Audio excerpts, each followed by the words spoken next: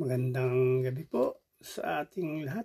Ang aking babasahin sa ating daily devotion ay makikita sa 1 Samuel chapter 26 verses 1 to 3. Ito po ay para kay Brother Kim Mino. At ito po ang sinasabi. Isang araw may pumuntang mga taga-Zip kay Saul at Givea at nagsabi, nagtatago po si David sa kaburulan ng Hakila na nasa harap ng Jeshimon. Kaya umalis si Saul patungo sa ilang ng Zip kasama ang 3,000 na kanyang piniling tauhan mula sa Israel para hanapin si David. Nagkampo sila sa tabi ng daan sa kaburulan ng Hakila na nasa harap ng Jeshimon. Si David ay nagtatago sa disyerto nang mabalitaan ni David na nasundan siya doon ni Saul. Yun lang po. Maraming salamat. Purihin ang Panginoon. God bless. Magandang gabi po sa ating lahat.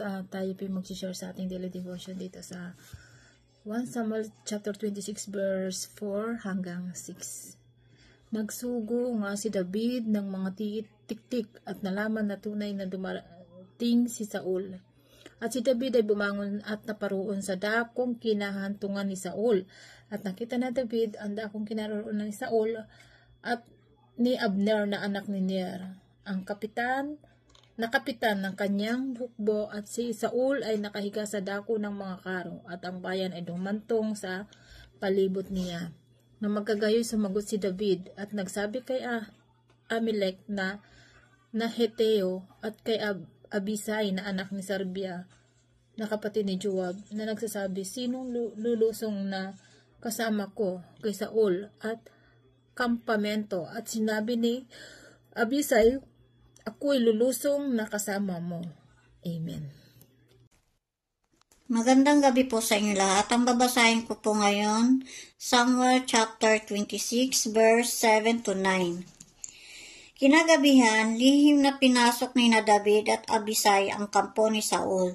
Dinatnan nila itong tulog at napapaligiran ni Abner at ng buong hukbo. Ang sibat nito ay nakatusok sa gawing ulunan.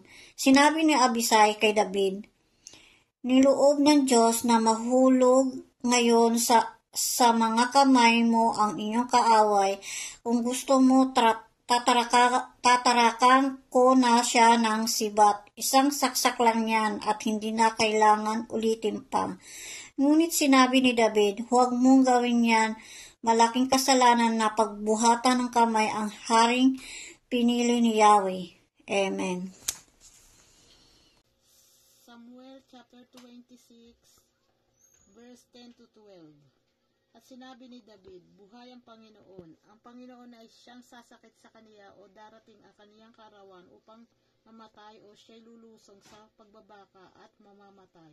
Huwag itulot ng Panginoon na aking inunat ang aking kamay laban sa pinahira ng langis ng Panginoon. Ngunit ngayon, iyong kunin, sinasamo ko sa iyo, ang sibat na nasa kaniyang ulunan at ang banga ng tubig at tayo yumaon.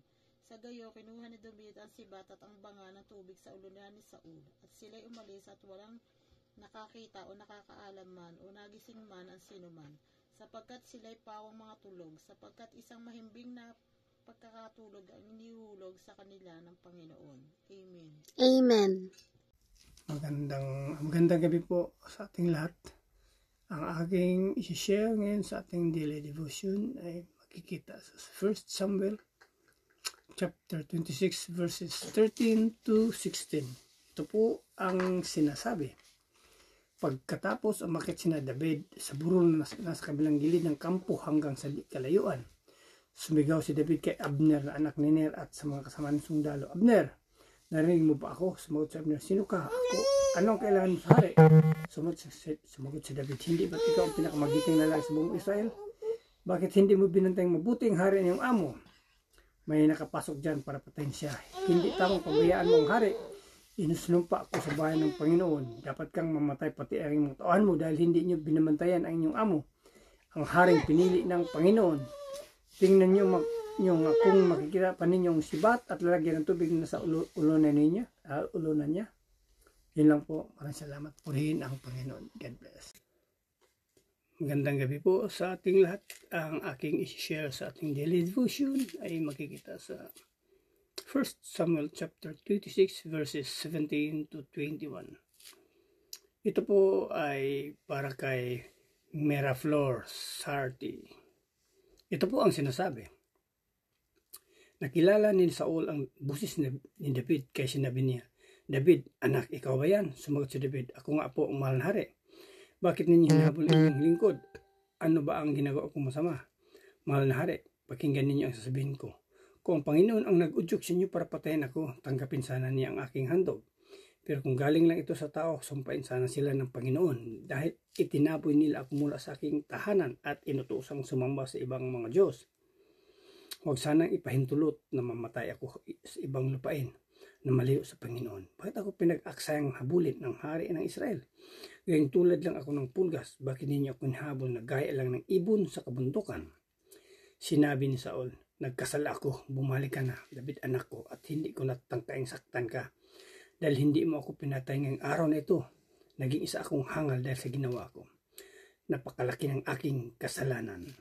Yun lang po, maraming salamat. Purihin ang Panginoon. God bless.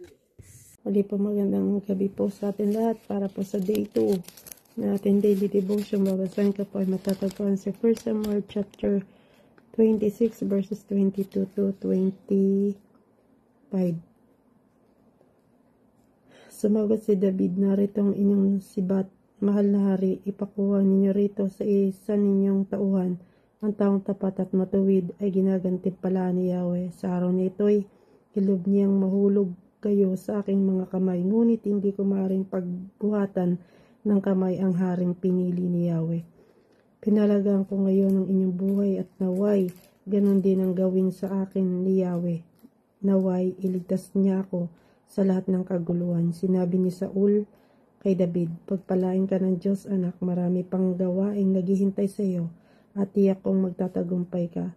Pagkatapos nito lumakad na si David at umuwi naman si Saul. Purihin ng Diyos sa pagkabasa ng kanyang mga salita.